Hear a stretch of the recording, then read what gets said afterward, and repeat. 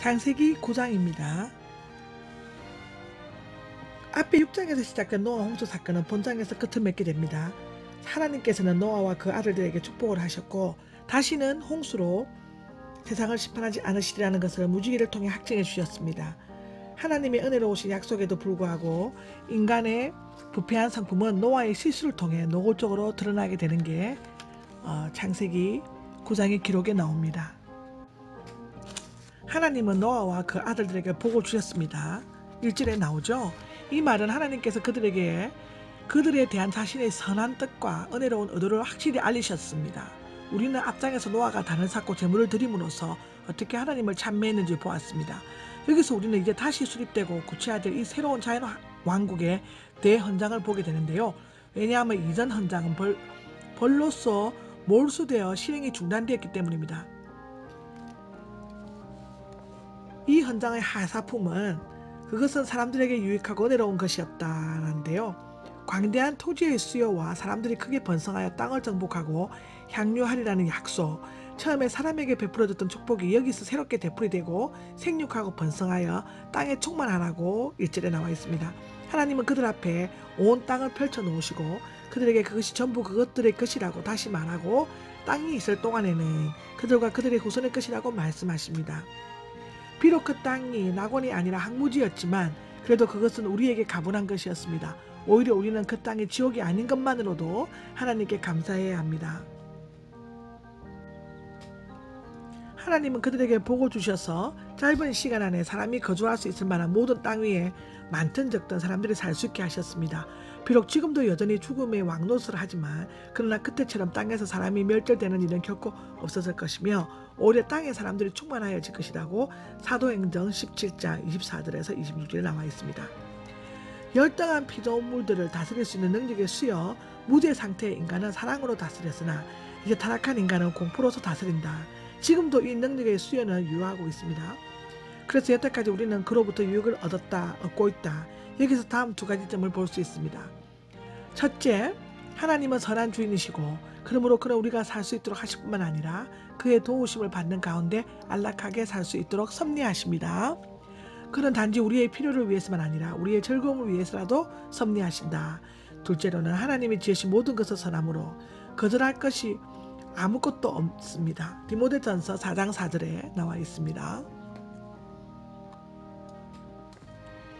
현장의 가르침과 규정 조항인데요. 3절에서 7절까지인데 그것은 이 현장의 하사품에 못지않게 유익하고 은혜로우며 사람에 대한 하나님의 진리를 잘 반영해주는 신뢰들이다.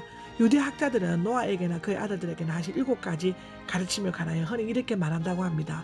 즉 그 가르침을 모든 민족이 지켜야 하는 것이다. 이렇게 말함으로써 유대 학자들은 사람이 그 가르침을 잘못 이해하지 않도록 했습니다. 이 가르침은 첫째, 우상 숭배를 금한다. 둘째, 하나님에 대한 불경스러운 태도를 금하며 하나님의 이름을 영광스럽게 할 것을 요구한다. 셋째, 살인을 금한다. 넷째, 근신상간과 모든 부정을 금한다. 다섯째, 도둑질과 약탈을 금한다. 여섯째, 공의의 시행을 요구한다. 일곱째, 고기를 피채로 먹는 것을 금한다. 라고 되어 있습니다. 사람은 건강에 해로운 음식을 먹어 자신의 생명을 손상시켜서는 안 됩니다. 사들의 기록이 그렇습니다. 사람은 음식 먹는 일에 탐욕을 부리거나 조급해서는 안 됩니다.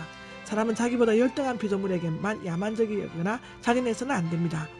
제사법에는 피는 사람의 생명을 위하여 속하는 것으로 단 위에 부러졌다. 레위기 17장 11절에 나와 있고 이 말은 제물의 생명이 죄인의 생명을 대신하여 받아들여진다는 것을 의미합니다. 그러므로 제사법이 계속되는 동안 피는 예사로운 것으로 간주되어서는 안 되었고 오직 예수 여호와께 부어져야 했습니다. 사무엘 상의 23장 16절에 드러나 있습니다. 그러나 이제는 크고 참된 제사를 드렸기 때문에 그 제사법을 더 이상 지켜야 할 이유가 없어졌습니다. 사람은 스스로 자신의 생명을 제거해서는 안 됩니다. 내가 너희 생명의 피를 찾으리라 5절에 우리의 생명은 우리 자신의 것이 아니므로 우리 마음대로 그것을 끊어버릴 수가 없습니다. 우리의 생명은 하나님의 것입니다. 짐승들이 사람의 생명을 해쳐서는 안 됩니다. 이 점은 모세법에 의해서 확정되었습니다.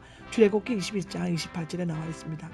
내가 보기에 이 법은 오늘날까지도 안전하게 지켜지고 있는 것 같아.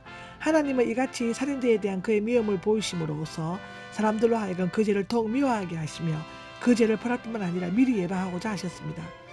고의적인 살인은 반드시 죽음에 처해져야 합니다. 곧 이 죄는 여기서 형벌의 두려움으로써 억제되도록 의도되었던 것 같습니다. 첫째, 하나님께서 살인자를 처벌하실 것이다. 이 세상에서 나 혹은 저 세상에서 하나님의 사람들이 보지 못하는 숨은 살인자들을 밝혀내실 것이며 사람의 힘으로서는 처벌하기 힘든 공공연한 살인자들을 처벌하실 것입니다. 둘째, 관원들은 마땅히 살인자를 처벌해야 합니다. 6절에 이러한 목적을 위한 하나님의 일꾼이 있었습니다. 그들은 악을 행하는 자들에게 두려움이 되고 죄 없는 자들에게는 보호자가 되어야 합니다. 따라서 그들은 공연히 칼을 가지고 있어서는 안 된다. 로마서 14장 4절에 기록되어 있고요. 이것은 여호와께서 왕한테서도 사하시기를 즐겨하지 아니하신 죄이다.